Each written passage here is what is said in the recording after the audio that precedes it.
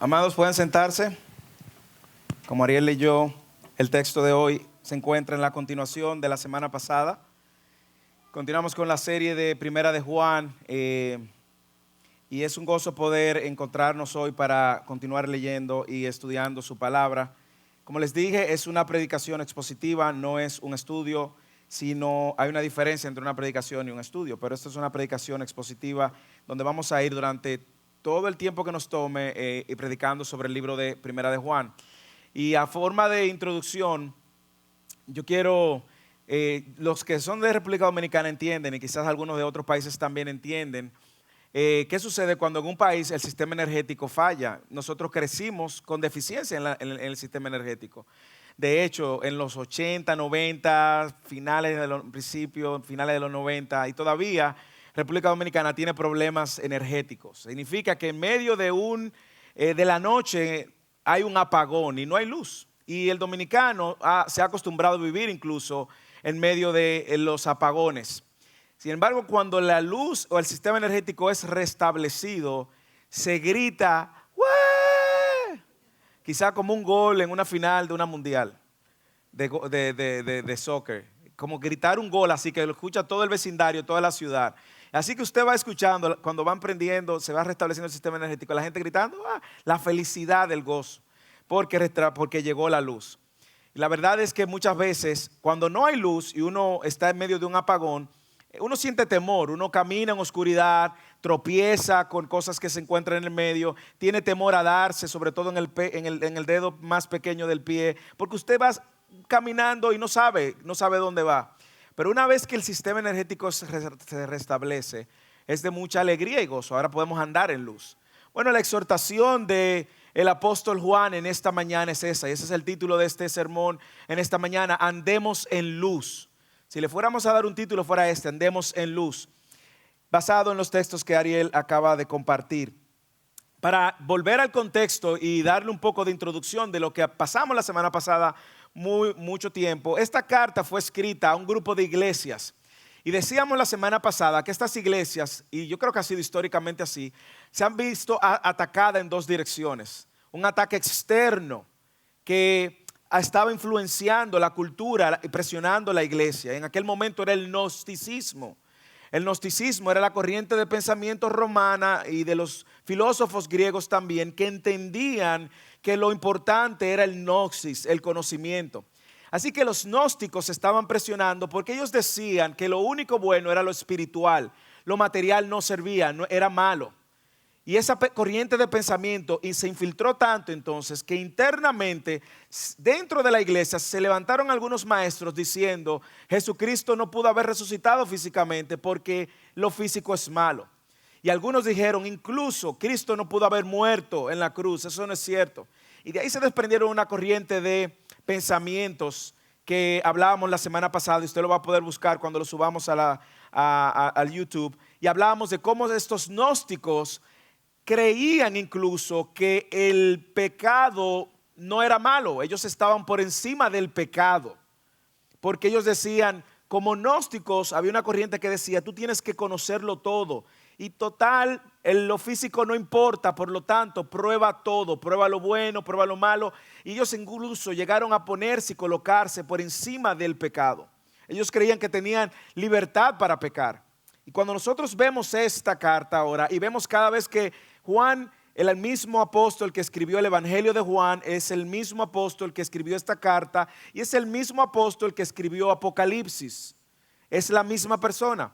Cuando Juan está escribiéndole a esta iglesia, tiene en mente a estos gnósticos y a estos dentro de la iglesia que querían alinear el cristianismo con el gnosticismo. Así que en medio de ese cuadro nos encontramos y muchos incluso estaban negando que Cristo había resucitado corporalmente, que Cristo incluso, Él le llamó a esto, y lo vamos a ver más adelante, los anticristos, antimesías, lo vamos a ver más adelante, porque decían dentro de la iglesia, Cristo no pudo haber muerto y resucitado, lo físico es algo malvado. Ellos creían que un Dios inferior creó todo lo material. Así que tenga eso en mente. Y nosotros recordamos también que el propósito por el cual Juan escribe esta carta era para que ellos tuvieran seguridad de la vida eterna. Y hablábamos de eso la semana pasada cuando veíamos los versículos del 1 al 4. Sin embargo, en la mañana de hoy nos tocan estos versículos que nos van a llevar hasta el capítulo 2 y el versículo 2, donde leímos ahora lo que Juan está diciendo. Recordamos, y al final de la semana pasada yo dije que Juan quería mostrar dos cosas acerca de Dios. Una, que Dios es luz, y luego vamos a ver a partir del capítulo 3 o 4 que Dios es amor. Esas dos grandes enseñanzas acerca de Dios están en esta carta. Así que volvamos y pensemos también que en el capítulo 1 Juan basaba mucho su proclamación en su testimonio. Él decía: lo he visto, lo he palpado, lo he tocado acerca del verbo de vida. Yo esto proclamo porque soy testigo de él. Yo vi a Cristo. Así que el testimonio de Juan estaba basado en su experiencia de que él vio a Cristo resucitado. Y déjeme decirle, lo dije la semana pasada y lo voy a hacer énfasis en otra vez: si hay algo que hace distinto el cristianismo de otra religión, es que la tumba de Buda está con los restos de Buda, la tumba de Mahoma con los restos de Mahoma, la tumba de Cristo está vacía. Cristo resucitó y se le apareció a más de 500 personas. Y Juan está escribiendo y diciendo: yo lo vi, yo lo toqué, yo lo escuché. Y él está con esta enseñanza advirtiendo a la iglesia y haciendo retroceder las herejías que se habían levantado. Así que una vez más tengamos esto en cuenta. Ahora bien, en el texto de hoy, esta es la idea que Juan quiere comunicarnos. Si usted se llevó esto, usted se llevó todo el sermón. La idea es esta: Dios es luz, y todo el que tiene comunión con Él debe andar en luz y no vivir una vida en pecado. Esta es la idea, llévesela. Dios es luz, y todo el que tiene comunión con Dios por medio de Cristo debe andar en luz y no viviendo una vida de pecado. Yo le voy a dar en esta mañana, a la luz de este texto, 3 razones por la cual debemos andar en luz y 2 recomendaciones de por qué andar en luz. 3 razones que él da y 2 recomendaciones para nosotros andar en luz. Vamos a la primera recomendación, o la primera razón es la que vemos en los versículos del 5 al 7. Andemos en luz porque Dios es luz y Dios está en la luz. Esa es la primera razón que el apóstol está dando para andar en luz. Andemos en luz porque Dios es luz y Él está en la luz. Versículo 5. Este es el mensaje que oímos de Jesús y el que ahora declaramos a ustedes. Juan, ¿cuál es el mensaje? Dios es luz y en Él no hay nada de oscuridad. Por lo tanto, él concluye, mentimos si afirmamos que tenemos comunión con Dios, pero seguimos viviendo en oscuridad. Básicamente eso es lo que él está diciendo. Si decimos versículo 6, si decimos que tenemos comunión con Él, es decir, yo digo tengo una relación con Dios, pero ando en tinieblas, mentimos y no practicamos la verdad. Mas si andamos en luz, como Él está en la luz, tenemos comunión los unos con los otros, y la sangre de su Hijo, la sangre de Jesús su Hijo, nos limpia de todo pecado. Si usted se da cuenta, la primera razón por la cual estamos llamados a andar en luz es porque Dios es luz y Dios está en la luz. El problema, hermanos, empezó en el Edén. Luego de que Adán y Eva fallan, nosotros hemos estado en tinieblas, viviendo una vida de pecado. No solo eso, ocultando nuestra vida y viviendo en una vida pecaminosa. Y esa vida pecaminosa ha sido una vida de oscuridad, ha sido una vida de tinieblas. Nosotros vamos a ver que Juan está estableciendo esta declaración, y esta declaración de que Dios es luz va a ser clave para la mitad de la carta. Durante toda la mitad de la carta vamos a ver que esto es clave. Y nosotros vamos a ver, si usted lee la escritura, se va a dar cuenta que el tema de que Dios es luz aparece varias ocasiones en toda la escritura. En el Salmo 27:1 dice: el Señor es mi luz y mi salvación, ¿de quién temeré? El Señor es la fuerza de mi vida, ¿de quién he de atemorizarme? El Salmo 36:9 también el salmista dice: porque contigo está la fuente de vida, en tu luz vemos la luz. El concepto de luz está en todas las escrituras. El mismo apóstol Juan Escribió en Juan capítulo 1 versículo 9, esta fue la luz que alumbra a todos los hombres.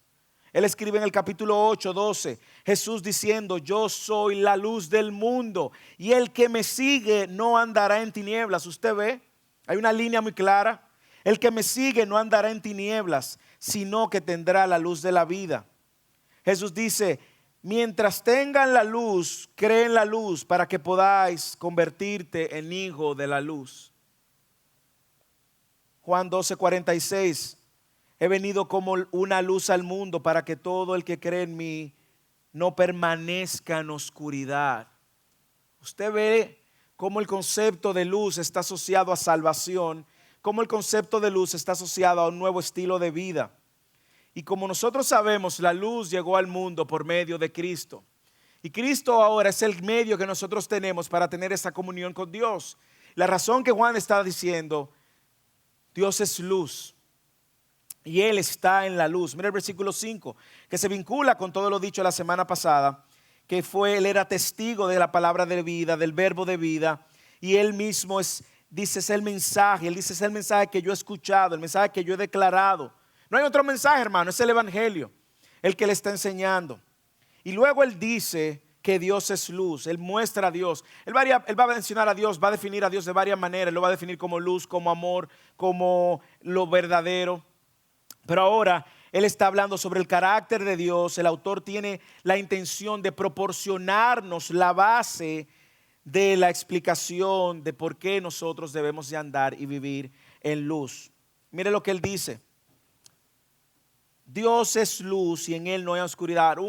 Un reformador de los años 1500, Martín Lutero, él dijo, no hay oscuridad en Él, ni siquiera lo más mínimo.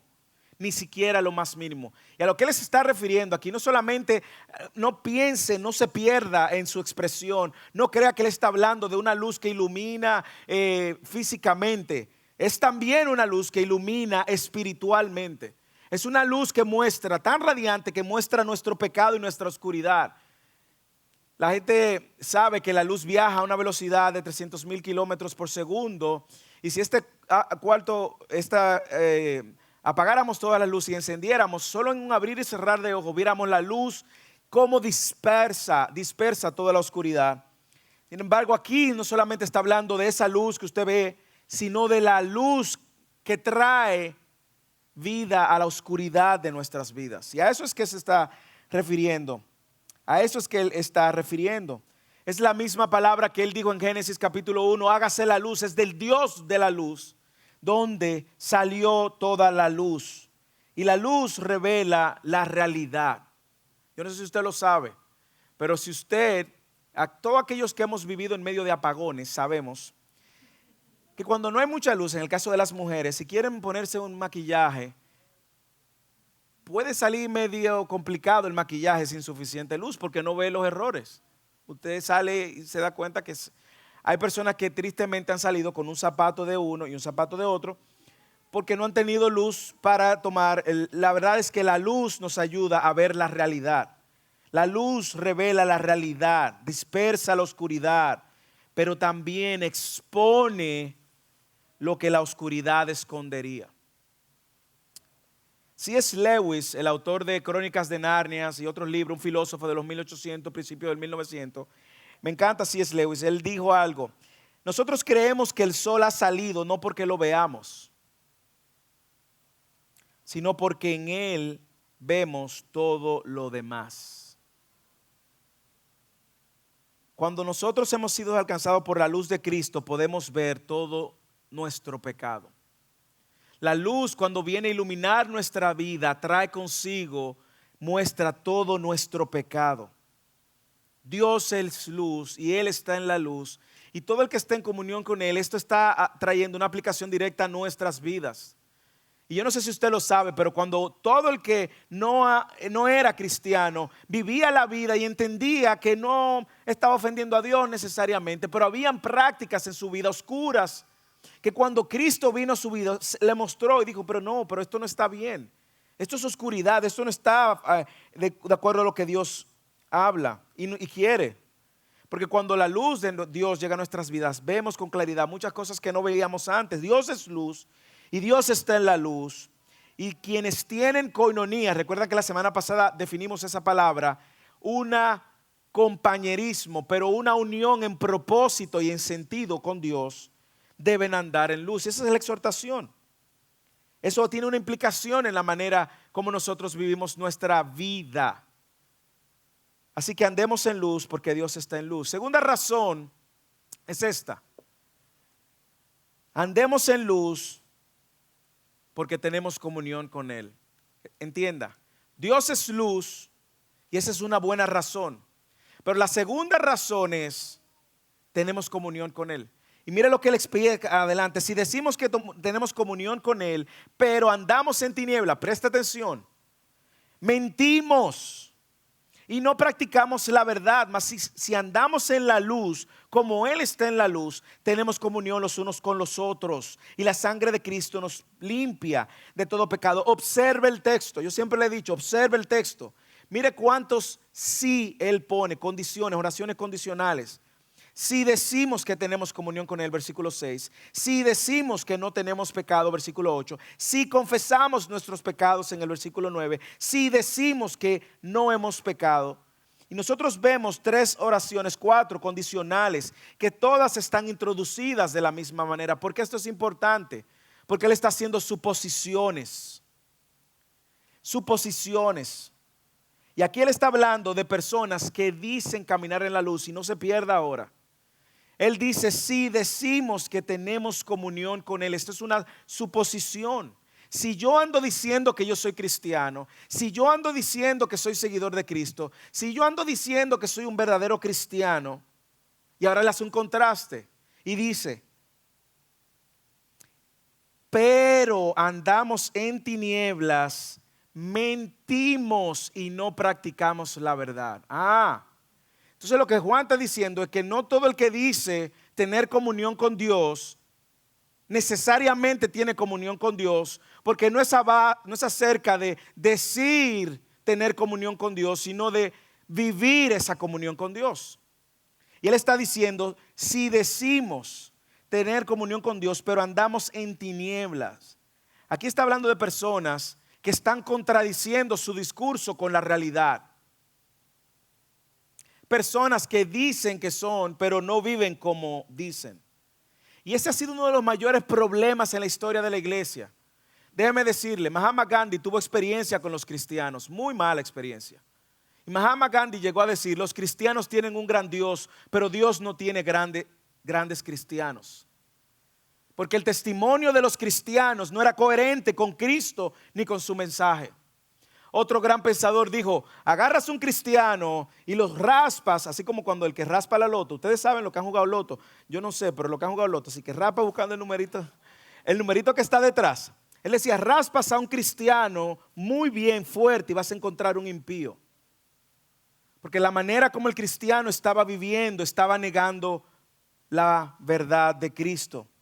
Y el apóstol Juan está diciendo, esta gente son culpables, primero, porque mienten en su relación con Dios. Y segundo, son culpables de no practicar la verdad. Léalo. Si decimos que tenemos comunión con Él, pero andamos en tinieblas, 1, mentimos y 2, no practicamos la verdad. Hay una distorsión. Por eso usted va a escuchar, escuche ahora, preste con atención sus oídos. Usted va a escuchar Mateo capítulo 7 versículo 21 que dice, no todo el que dice Señor, Señor entrará al reino de los cielos, sino el que hace la voluntad de mi Padre. Pero el versículo 2 que se pone más difícil, el versículo siguiente de ese, dice, en aquel día muchos vendrán a mí diciendo, Señor, Señor, ¿no profetizamos en tu nombre? Señor, ¿no hicimos muchos milagros? Señor, ¿no echamos fuera demonios? Y yo les diré, apartaos de mí, hacedores de maldad, nunca os conocí. ¿Por qué? Porque la comunión con Dios no es algo solamente discursiva, es un estilo de vida. Y usted va a encontrar mucha gente diciendo ser cristiano. Y es una recomendación, nosotros apenas estamos empezando. No todo el que dice Señor, Señor, no todo el que dice tener comunión con Dios necesariamente la tiene. Pero aquí está hablando hipotéticamente y él dice, si decimos tener comunión con Dios, pero mentimos y no practicamos la verdad, andamos en tinieblas. Andamos en tinieblas. nosotros somos mentirosos y decimos que estamos en una relación con Dios y seguimos viviendo en una oscuridad espiritual. Mientes, mentimos. No es verdad, no estás practicando la verdad. Y yo no sé si eso estremece tu corazón para que consideres tu manera de vivir. Pero ir a la iglesia los domingos no es la garantía. Aquí todos parecemos cristianos. Los frutos no es solamente de aquí. Los frutos para que lo demos fuera de la iglesia. Incluso es fuera de la iglesia donde pasamos más tiempo. Y es ahí donde nosotros debemos demostrar si tenemos comunión con Dios. No es suficiente afirmar que conocemos a Dios, como lo hicieron los gnósticos que tenían conocimiento intelectual. La gente debe también vivir a la luz de esa verdad, ponerla en práctica y evitar el pecado. Así que no mientas, no mintamos sobre nuestra comunión con Dios, negándola cuando vivimos. Alguien dijo también que muchas veces los cristianos viven como ateos. Oiga eso.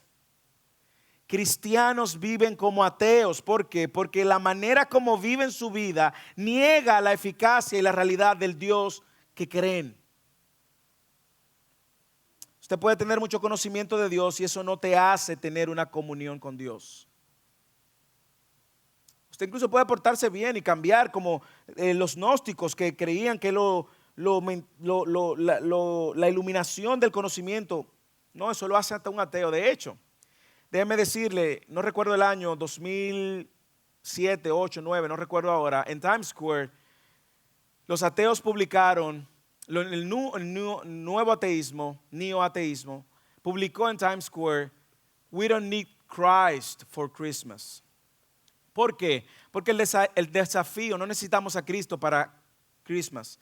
El desafío del ateísmo, del neoateísmo es: yo puedo vivir mi vida moralmente mejor que un cristiano y no necesito de Dios. Yo puedo ser fiel a mi esposa y no necesitar de Dios, dicen ellos. Yo puedo pagar mis impuestos, yo no evado impuestos, yo no violento la ley del Estado, yo no hago esto, yo no hago aquello, yo no necesito de Dios. Y el neoateísmo le está estrujando en la cara, tirando en la cara a los cristianos que ellos no necesitan de Dios para producir esos cambios morales. Lo que sí nosotros sabemos es que un cristiano necesita a Dios para hacer eso. Necesita tener comunión con Dios, pero a la vez vivir esa comunión. No vive una mentira, hermano, hermana. Si usted ha estado en la iglesia por años, no vive una mentira, sino viva y practique la verdad. Juan decía que no practicamos la verdad si decimos que tenemos comunión con Él, pero andamos en tinieblas. Hay una novela que escribió, una novela rusa llamada Los Hermanos Karamazov. Y el autor, no voy a pronunciar su apellido porque no me lo sé pronunciar, tan ruso, Dostoyevsky, algo así. Él dice, hablando de mentirnos y engañarnos a nosotros mismos, mentimos y andamos en mentira. Él dice en esa novela: el que se miente a sí mismo y se cree en sus propias mentiras llega a un punto en el que no puede distinguir ninguna verdad ni dentro de sí mismo ni su alrededor. Y así entra en un estado de falta de respeto hacia sí mismo y hacia los demás. No respeta a nadie, no ama a nadie, y para divertirse se divierte en ausencia de amor. Se entrega a sus pasiones y sus vulgares placeres y se convierte en un animal completo en sus vicios. Y todo esto de mentir a otras personas y él mismo. Y eso sucede, hermanos, cuando nosotros seguimos viviendo una mentira y engañándonos a nosotros y tratando de engañar a otros. Se endurece nuestro corazón. Por eso la reflexión en esta mañana y la invitación es: andemos en luz. Andemos en luz porque Dios es luz, y segundo, porque hay comunión con Él por medio de Cristo. Eso me lleva a pensar cómo yo vivo mi vida, yo mismo. ¿Cuáles áreas de mi vida tengo que traer a la luz para andar en luz? Andar en tinieblas es caminar en la oscuridad, es caminar totalmente opuesto a la verdad, porque dice: no practica la verdad, miente y no practica la verdad.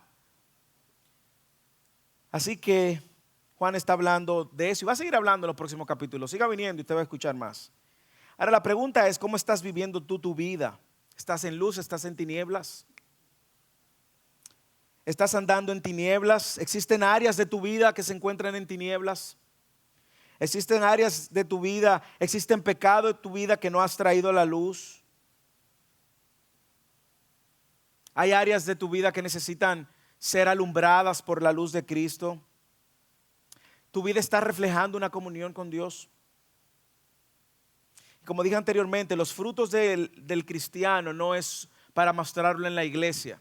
En la iglesia todos parecemos cristianos, hermano. Es para mostrarlo mañana lunes, el martes, el miércoles en el trabajo, en la universidad, en tus relaciones. Ahora, ¿cómo luce una comunión con luz? Lea comunión con Dios. El apóstol concluye y dice: mas si andamos en luz como Él está en la luz, tenemos comunión los unos con los otros, y la sangre de Jesús nos limpia de todo pecado. Usted recuerda que Jesús nos habló y nos dijo: yo soy la luz del mundo y el que me sigue no andará en tinieblas. Es decir, que cuando yo tengo una relación con Dios por medio de Cristo, ya mi vida cambia, hay un nuevo corazón, ya ahora mis afectos cambian, mis motivaciones cambian, lo que persigo cambio. Y la comunión que Dios nos está invitando, el andar en luz en esta mañana, es un estilo de vida. Es un estilo de vida, no es algo de los domingos, es un estilo de vida. Y mire cómo luce la comunión. Dice: tenemos comunión los unos con los otros. Si andamos en luz, primero tenemos comunión con Dios, como le hablábamos la semana pasada, y también tengo comunión, koinonía, la palabra, unidos en un mismo propósito, en un mismo sentir. Esto tiene connotaciones en la manera como yo me relaciono con los hermanos en la iglesia, pero no solamente con los hermanos en la iglesia, tiene connotaciones también como yo trato al prójimo, porque es un estilo de vida. Tener comunión con Dios nos invita a un estilo de vida que luego va a ser un instrumento para que otros vengan a Dios. De hecho, no sé si usted recuerda que Jesús le dijo a sus discípulos: ahora ustedes son la luz de este mundo. John MacArthur, un predicador norteamericano, él dice: tú eres la única Biblia que algunos incrédulos van a poder leer. Tu manera de vivir es la única rastros de Dios que algunos van a poder ver. Hermanos, ¿cómo está nuestra relación con los demás? ¿Cómo es tu relación con tus padres un reflejo de la comunión con Dios? ¿Es tu relación con tu esposa o tu esposo un reflejo de tu comunión con Dios? ¿Es tu relación con tus hijos un reflejo de tu comunión con Dios? ¿Es tu relación con tus amigos un reflejo de tu comunión con Dios? ¿Es tu relación con tus compañeros de trabajo un reflejo de tu relación con Dios, de tu comunión con Dios? Así que nosotros estamos llamados a andar en luz, primero porque Dios es luz. Segundo, si tenemos una comunión con Dios debemos de andar en luz. Tercera razón, el sacrificio de Cristo es quien nos permite andar en luz. Nada de esto es posible por nosotros. Es el sacrificio de Cristo que lo hace posible. Mire el versículo 7. Mas si andamos en luz como Él está en luz, tenemos comunión los unos con los otros, y la sangre de Jesús su Hijo nos limpia de todo pecado. Jesús es quien provee el camino para tener comunión con Dios, no la religión. Todo el que está aquí de una manera u otra ha estado en alguna iglesia religiosamente. Yo vengo de varios trasfondos. Me bautizaron en el catolicismo, crecí en el pentecostalismo y venimos por trasfondos diferentes. Pero nada de eso es lo que hace que tú tengas una comunión con Dios. Y religiosamente sentarte a escuchar, eso no hace que tú tengas una relación con Dios. Cristo hace que tengas una relación con Dios. Cristo, y mira lo que Él está usando. Él está usando un término: el sacrificio del Hijo. El que no ha leído nunca la Biblia va a decir: ¿cómo es esto? ¿Cómo suena esto? ¿Qué tiene que ver? ¿Cómo así que el sacrificio, la sangre de Jesús nos limpia? Tú estás hablando de un ritual satánico. No un ritual satánico. Juan sabe que su audiencia sabe que Cristo murió en la cruz y derramó su sangre. Y Juan sabe que su audiencia sabe que Él derramó cada gota de sangre como parte de otro término que vamos a ver, de la propiciación, que es la satisfacción de Dios de aplacar su ira contra el pecador. Moisés, pero cantábamos que Jesús aplicó la ira de Dios. Dios se aira. Bueno, sí, escuche. Uno, la Biblia dice, no Moisés, que Dios está airado con el impío todos los días. Salmo 7:11. La Biblia dice en Juan 3:36 que el que tiene al Hijo tiene vida, mas el que no obedece al Hijo, la ira de Dios está sobre él todos los días. La realidad es que por causa del pecado hemos ofendido a un Dios que es santo, santo, santo. Todo el que está aquí sin excepción. Y por esa santidad y en su santidad y su justicia, Dios va a castigar el pecado y el pecador. Ahora bien, alguien tiene que satisfacer la ira de Dios de una manera u otra porque han violentado a un Dios justo, santo.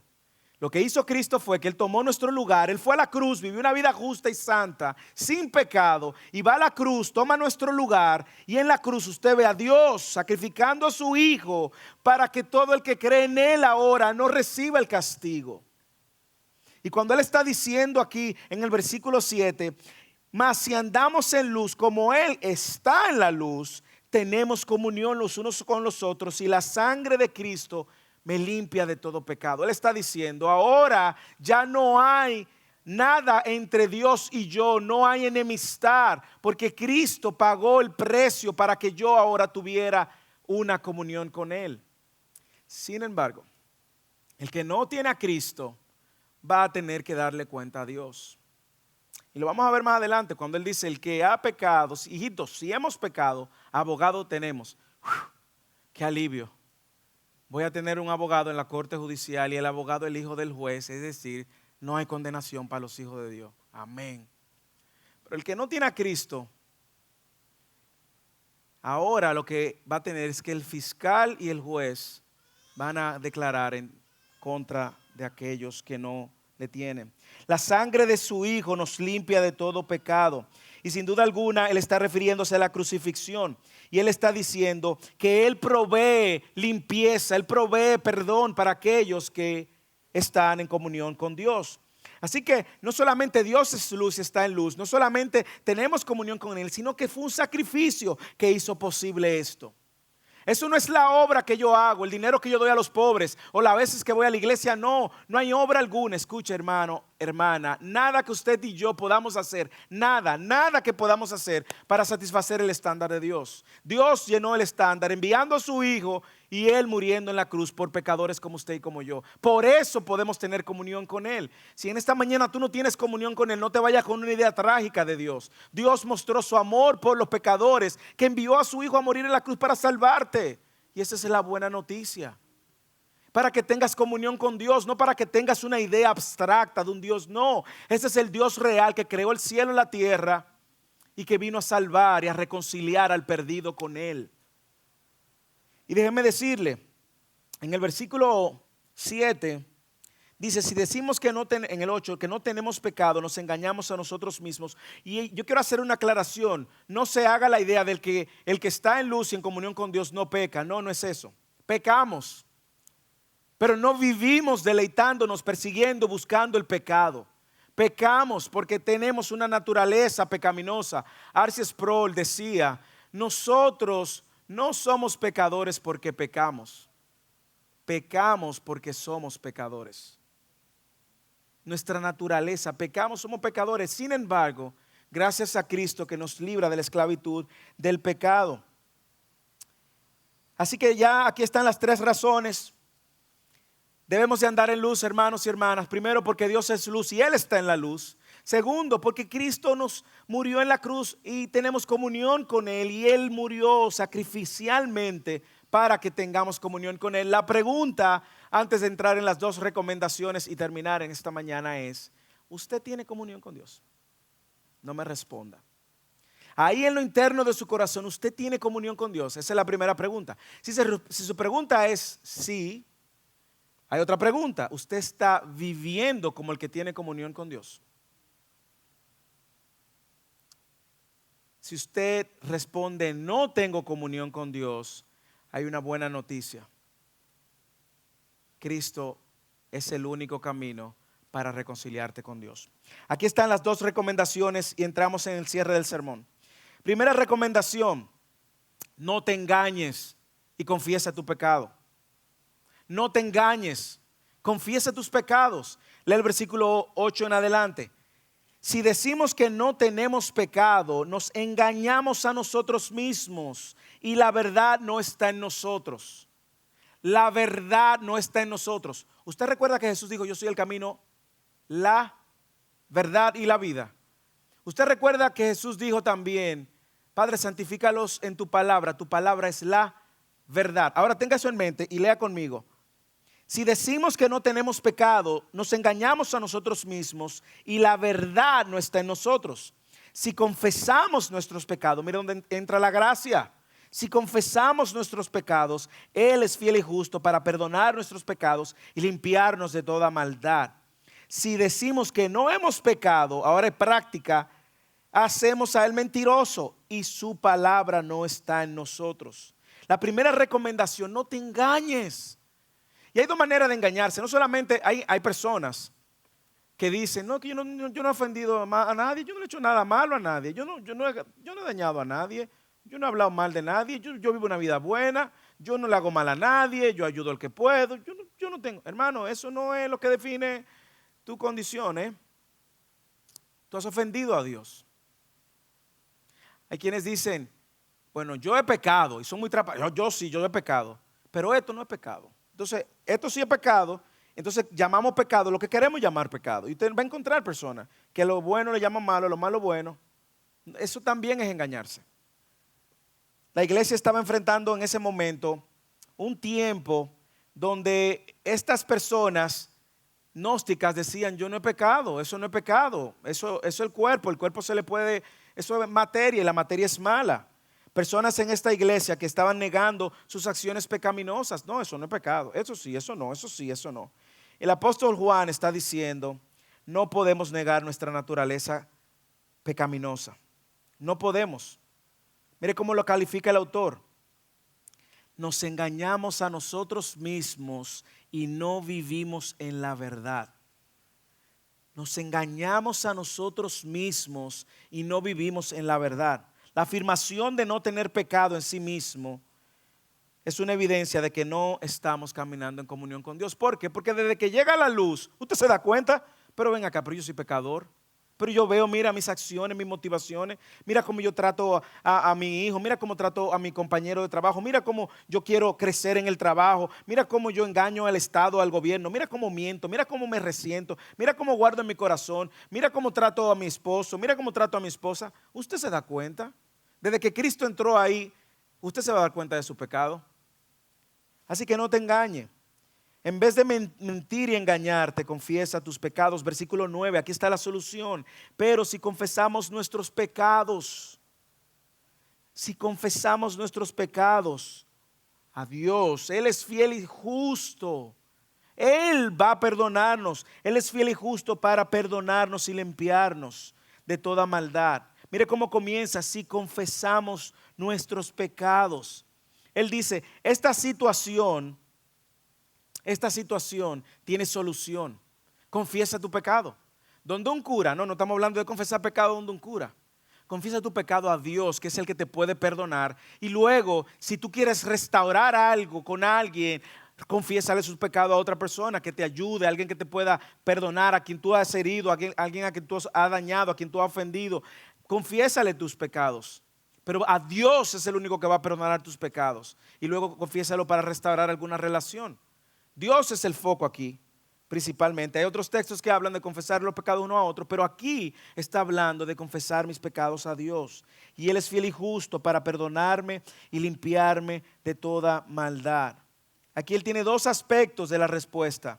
Uno, Él es fiel, y dos, Él nos limpia. Wow, gracias Señor. Tú eres fiel y tú me limpias. Usted sabe que el Señor nos perdonó y nos amó aún sabiendo lo peor de nosotros.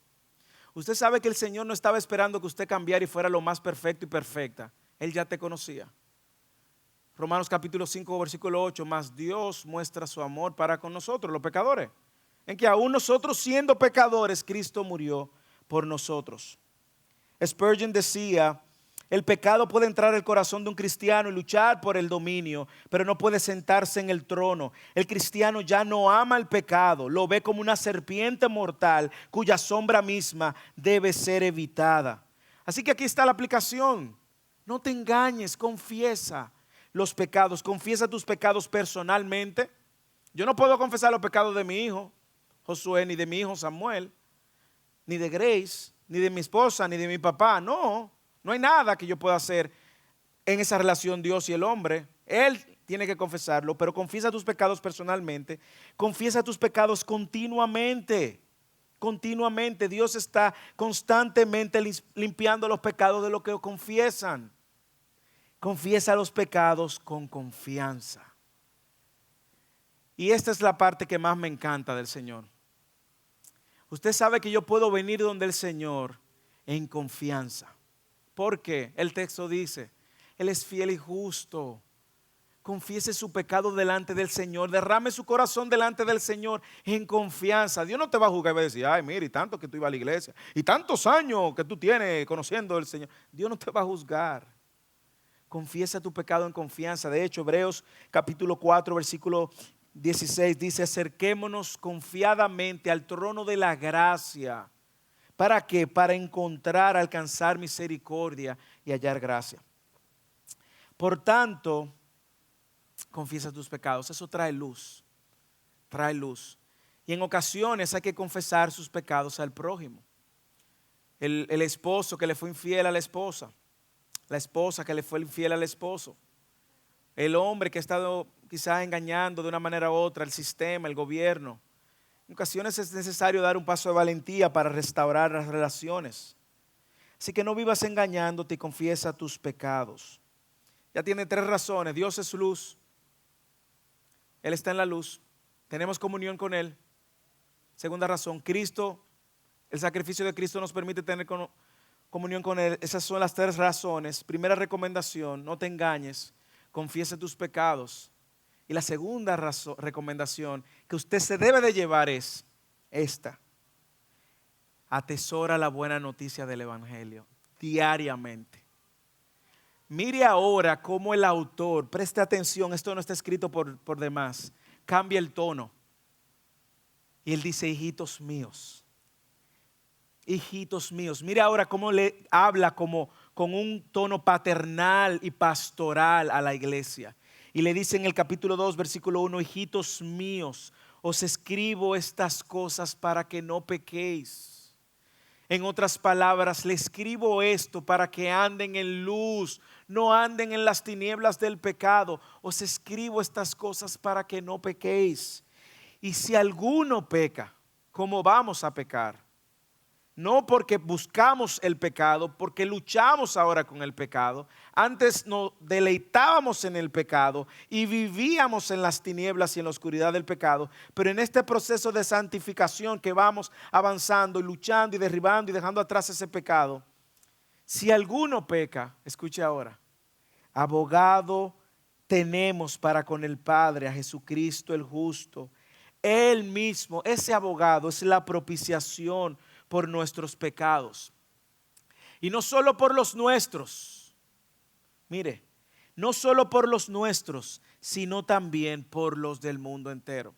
Y él está diciendo, no solo por ustedes, sino por todo aquel que esté dispuesto a arrepentirse y volverse a Cristo. Mire ese tono, animarte, la gracia ahora. Nadie del que está aquí, nadie es exento, nadie está exento de confesar. Todos debemos de confesar nuestros pecados y arrepentirnos. Pero recuerda las buenas noticias del Evangelio. ¿Cuál es esa buena noticia? Primero, tenemos un abogado. ¿Por qué necesitamos un abogado? Bueno, porque va a haber una corte judicial celestial y el que tiene a Cristo sabe que el juez y el abogado son una cosa. Y la declaración para el que está en Cristo es: no hay condenación. Tenemos un abogado. Timoteo dice, tenemos un intercesor, quien intercede. No es la Virgen, no es otra persona, es Jesús el que intercede. Y mire cómo ahora Él nos dice que Él también es la propiciación. Es decir, Él satisfizo, llenó el estándar, satisfizo la ira de Dios para que ahora todo el que cree en Él tenga vida eterna. ¿No le hace pensar también que el pecado es algo serio? Que Cristo tuvo que dar su vida por usted y por mí. Entonces, hermanos y hermanas, confiese su pecado, no se engañe, recuerde el Evangelio. La buena noticia de que usted y yo, sin excepción, eres pecador, pecadora, sin excepción. Y ese pecado nos mantiene lejos de Dios. Y solo hay una manera de reconciliarnos con Dios por medio de Cristo su Hijo, quien vivió una vida perfecta, quien fue a la cruz y tomó mi lugar, recibió el castigo para que ahora el que cree en Él tenga vida eterna y viva ahora en luz. No hay otra mejor noticia en esta tierra, saber que nuestro Dios ha provisto el camino y la buena noticia del Evangelio que nos recuerda que Él sabe quién yo soy, Él sabe cuáles son mis luchas y aquí estamos hasta el día de nosotros partir con Él. También quiero exhortarte a que no niegues a Dios con tu manera de vivir, no te engañes, no difames a Dios, anda en la verdad, anda en luz, vive en luz. Hermanos, hermanas, andemos en luz, porque Dios es luz, porque tenemos comunión con Él, porque Cristo sacrificó su vida por eso. ¿Cómo puedo andar en luz? 2 recomendaciones. Confiesa tus pecados y responde al Evangelio. Si en esta mañana hay alguna persona que no ha entregado su vida a Cristo y Dios por medio de su Espíritu le ha estado hablando, bueno, hay una buena noticia. Dios está tocando tu corazón. Arrepiéntete de tus pecados, date vuelta a Cristo y comienza a caminar en luz. Al final del sermón, al final de la adoración, los anuncios, yo me voy a quedar aquí. Si alguno quiere dar el paso y entregar su vida a Cristo, lo haremos y podemos guiarte en oración y explicarte. Si tienes preguntas también. Y si tú eres cristiano, profesas a Cristo, vive en luz, lunes, martes, miércoles, jueves, viernes, sábado y domingo. Oremos. Padre, gracias por tu palabra. Gracias por recordarnos el Evangelio. Gracias por recordarnos la buena noticia y el llamado de andar en luz. Padre, gracias porque no solamente tú estás en luz, sino que nos invitaste a la luz. Y primera de Pedro capítulo 2 versículo 9 nos recuerda que tú nos sacaste de las tinieblas a tu luz admirable. Gracias, Señor, por darnos vida a pesar de nosotros que estábamos muertos. En el nombre de Jesús, amén.